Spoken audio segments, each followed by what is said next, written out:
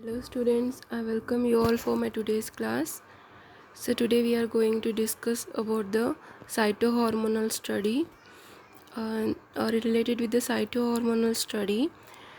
Here what we have to do is we have to study the effect of hormones on the vaginal epithelium. As the vaginal epithelium is highly sensitive to the hormones estrogen and progesterone. The non-invasive study of the epithelium for hormonal status is steadily increasing owing to the speed, cheapness and accuracy.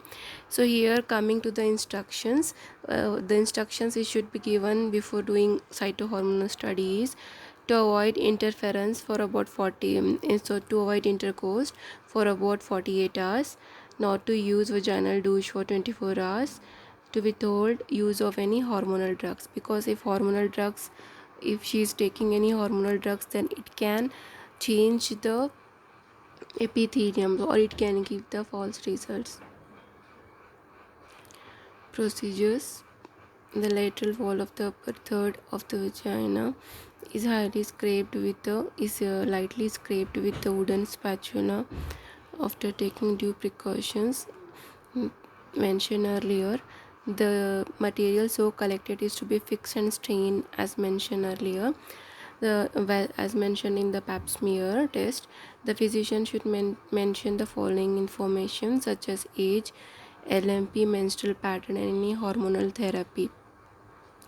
Inferences: the exfoliated vaginal epithelial cells normally includes parabasal, intermediate and superficial cells. So these three types of cells are seen in the vaginal epithelium. Those are the parabasal cells, intermediate cells and the superficial cells.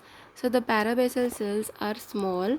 How the parabasal cells are? They are small, round and basophilic, whereas the intermediate cells are transparent and basophilic, while the superficial cells are large, thin, acidophilic with pycnotic nuclei.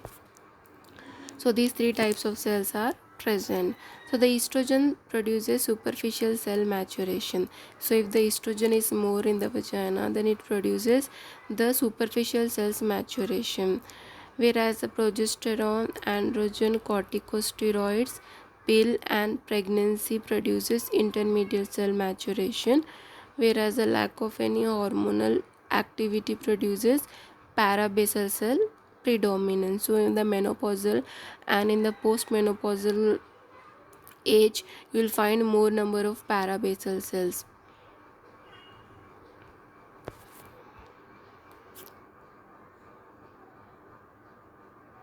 See in this slide you can see the different types of cells. Here you can see the superficial cells. Yeah, here you can see the superficial cells, and the second one you can see the intermediate cells, and the third you can see the parabasal cells, and fourth is abnormal, that is the metaplastic cells. So these are the vaginal cell.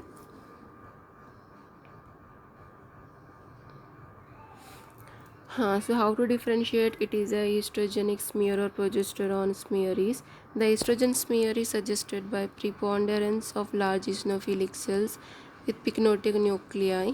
The background remains clear, whereas the progesterone smear is of predominantly basophilic cells with vesicular nuclei. The background looks dirty.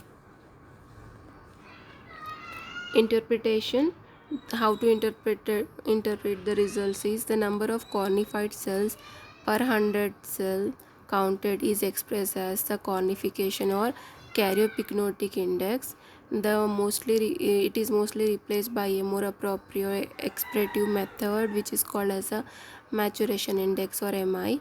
The maturation index relates to the relative percentage of the parabasal, intermediate and superficial cells per 100 cells counted. It is expressed in three numbers. The left one indicates the parabasal percentage, the intermediate is in the center, and on the right the percentage of the superficial cells. So this is called as a maturation index. So it varies in different stages of the woman's life. See here you can see the vaginal wall smear under the microscope.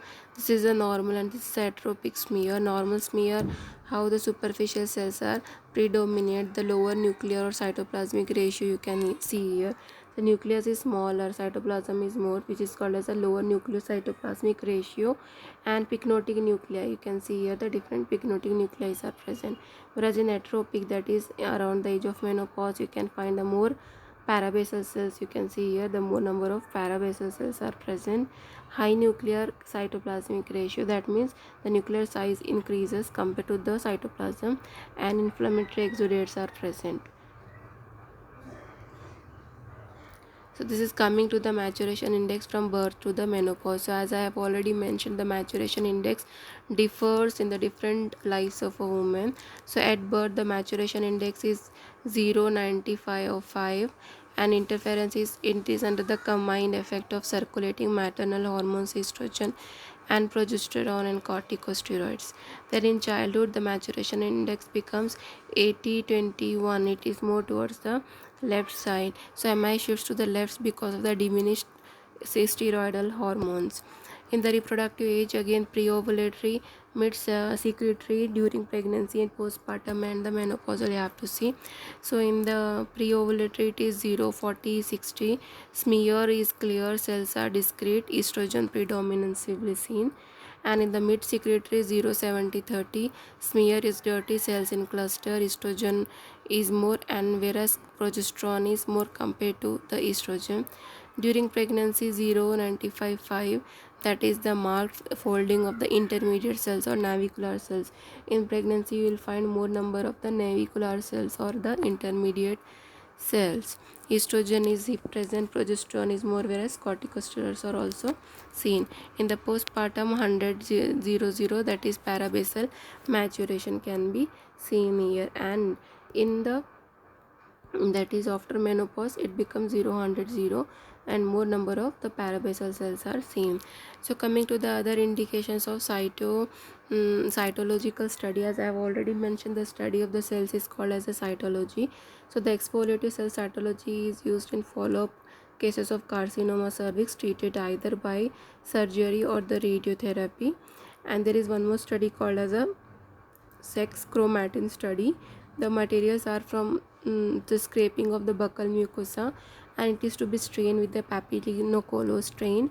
Then the presence of Barr body. So here, if the Barr body is present in 25% of the cells or more than 25 cells, it is a diagnostic of a female sex.